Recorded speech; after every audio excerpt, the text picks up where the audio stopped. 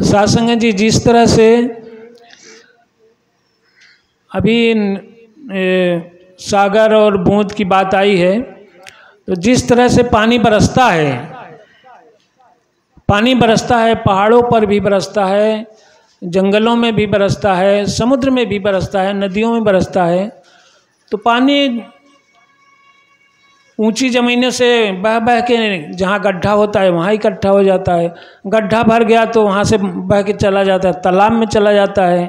तालाब भी भर गया तो जाके नालों में जाता है, नालों में भी भर गया तो नदी में जाता है, नदी से बह के समुद्र में चला जाता है। तब जा कर के वो पानी की गति रुकती है, तब वो रुकता है, तब उसको स्थिरता मिलती है, शांति मिलती है, उसकी दौड़ भाग खत्म हो जाती है। जब तक समुद्र में नहीं पहुंचता, क्योंकि समुद्र से ही आया है पानी, समुद्र से आया है, वहाँ वाष्प बनकर के बादल बनता है, फिर सब जगह बरसता है, अब फिर जब बहते बहते जब फिर वहीं पहुंचता है तब जाके उसको शांति मिलती है। इसी प्रकार हम सभी ये जीव जंतु जितने भी हैं, मानव हैं, प्राणी हैं, जितने भी, ये सब इसी निराकार परब्रह्म से हमारा उद्भव हुआ है और संसार में विचर रहे हैं, तमाम जगह घूम रहे हैं, तमाम क्रियाएं कर रहे हैं, तमाम काम कर रहे हैं, लेकिन हर काम से हमको संतुष्टि नहीं मिलती है। कहीं सोचते हैं कि हम खूब पैसा कमा लें, बड़े धनी हो जाएं तो हम सुखी रहेंगे। ऐसा नहीं है कि पैसा हो जाए, हम बड़ा खूब बड़े बड़े बेड बनवा लें, एसी लगवा लें, कूलर लगवा लें तो हमको बड़ा सुकून मिलेगा, बड़ा सुख मिलेगा। ऐसा नहीं है, एसी कूलर में सुख नहीं मिलेगा, वो और बीमारी के घर हैं। अगर उसको सही से इस्तेमाल करेंगे तब तो ठीक है। एसी कूलर सब भगवान ने आपको शरीर में ही दिया है, अगर इसको सही ढंग से जान लें और सही ढंग से इसका सही काम में लगाएं तो हम सारा इंतजाम इसमें कर दिया है। इन्होंने गर्मी से भी बचने का इंतजाम किया है, ठंडी से भी बचने का इंतजाम किया है, सब किया है। और धन कमाने से हम सुखी नहीं हो सकते। कोई कहे हम सैकड़ों बीघा खेत बना लें तब हम सुखी हो जाएंगे, नहीं। अभी उन्होंने भजन में गाया कि ये सब छूट जाएगा, खत्म हो जाएगा, हमारे काम में नहीं आएगा, साथ में नहीं जाएगा। इस तरह से कोई कहे कि हम बड़ा भंडारा कर दें, कीर्तन कर दें, तीर्थों में घूम आवें तब हम सुखी हो जाएंगे, वो भी नहीं है। कितना भी घूमते रहिए, कितना भी इंतजाम करते रहिए, सुखी नहीं हो सकते। सुखी कब होंगे? जब अपने स्वरूप में मिलेंगे। जैसे बरसात का पानी बहता जाता है, बहता जाता है, गड्ढे से तालाब में, तालाब से नाले में, नाले से नदी में, नदी से तब समुद्र में पहुंचता है, तब उसको स्थिरता आ जाती है और उसका अपना तो खत्म हो जाता है, वह समुद्र के रूप में हो जाता है, समुद्र हो जाता है। इसी तरह जीव भी जब अपने स्वरूप को प्राप्त कर लेगा तब जाके स्थिर होता है, तब उसकी भाग दौड़ खत्म हो जाती है, टेंशन खत्म, मुक्त हो जाता है, हर चीज़ से मुक्त हो जाता है, तब अपने स्वरूप में स्थित हो जाता है। तो इसलिए बाबा जी ने हमको ये ज्ञान दिया है कि हम अपने स्वरूप में स्थित हो जाएं, भाग दौड़ खत्म हो जाए हमारी और हम सुखी हो जाएं। हमेशा परमानेंट सुख इसी में है और कहीं सुख नहीं है। और बाबा जी हमको क्या बता रहे हैं? हाँ, महापुरुषों का वचन आया है, बाबा जी ने विचार दिया है कि जैसे कांचो पारा खात उपजे विकार गात, रोम रोम के पिरात महादुख पाइए, जैसे लसन खाए मौन के सभा में बैठे, प्रगटे दुर्गंध नहीं दुरत दुराइए, जैसे तो मिष्ठान पान संगम के माखी लीले, होत उकलाद खेव संकट सहाये, तैसे ही अपर चेपित शीशन की भिषया खाए, अंतकाल भारी होत यमलोक जाइए।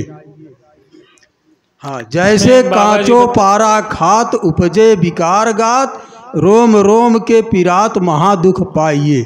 इसमें बाबा जी ने बताया, हमको सावधान किया है, किसी का हड़प के खाना नहीं चाहिए, किसी का छीन के नहीं खाना चाहिए, किसी के हिस्से का नहीं खाना चाहिए।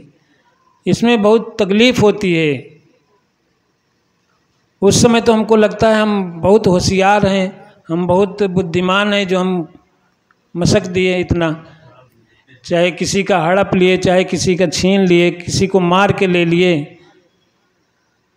और जैसे पिछली बार बताए थे कि चूहा बिल खोदता है उसमें रहने के लिए, सांप आकर के उसको मार के खा जाता है, उसमें खुद रहने लगता है। उसी तरह उसमें कहता है, निबलन को मारे घर छीने खुद बास करे। मनुष्य में भी यही प्रवृत्ति है, निबलन को मारे घर छीने खुद बास करे, मानुष्य और सांप में ना अंतर दिखाते हैं।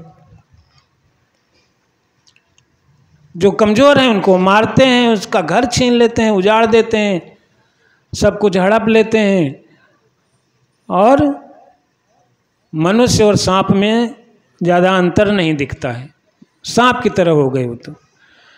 तो वही कह रहे हैं कि जैसे पारा कोई खा ले, पारा कोई खा ले तो शरीर में पूरे दर्द होने लगता है, पूरे शरीर में दर्द होगा, ऐंठन होगा, और अंत में उसका मृत्यु भी हो जाएगी अगर सही ढंग से इलाज न किया जाए।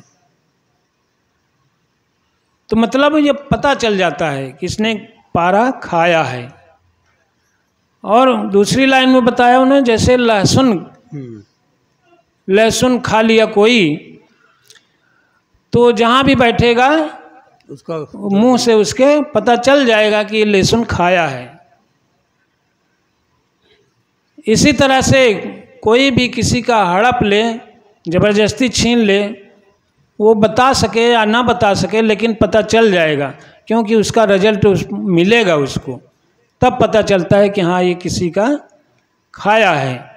तो इसीलिए चौथी लाइन में होशियार कर रहे हैं बाबा जी। क्या कह रहे हैं? जैसे तो मिष्ठान पान संगम के माखी लीले, होत उकलाद खेव संकट सहाये। मिठाई के साथ में या क्या कहते हैं, दूध के साथ में मक्खी को निगल लिया तो उससे क्या होता है, उल्टी हो जाती है, मिजाज खराब हो जाता है, उल्टी होने लगती है। तो उससे भी मालूम हो जाता है इसके मुंह में कुछ गया है, गंदी चीज़।